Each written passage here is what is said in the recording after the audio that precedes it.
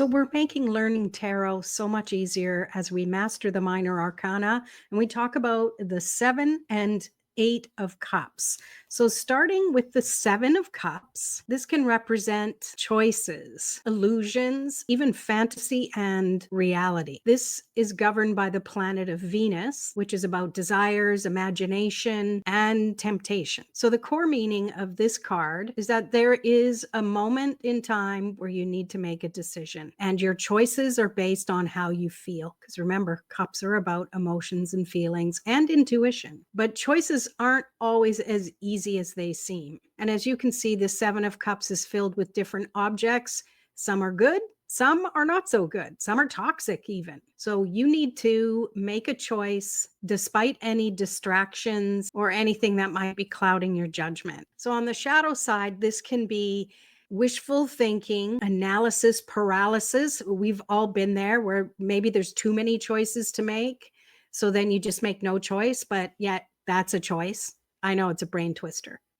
What trips people up is when they see this card, they might think automatically that it is a good opportunity, but it can also signal that confusion and being misled. So depending on the cards that are surrounding it will give you the story and the message you need. The key is to be mindful of what's real and what's just wishful thinking, because not all that glitters is gold. So make sure you choose wisely. So with the 8 of cups, this represents moving on, walking away, emotional growth, because cups is all about growth, and also seeking more. The planetary influence of the 8 of cups is Saturn, which is about lessons, endings, and maturity. So this 8 of cups is often about walking away from something that no longer serves you, or you're just ready to move on to something else. And as you can see in this traditional Rider-Waite deck, the way these are set up, it almost looks like there is a spot for another cup. So maybe he's moving on, searching for that other cup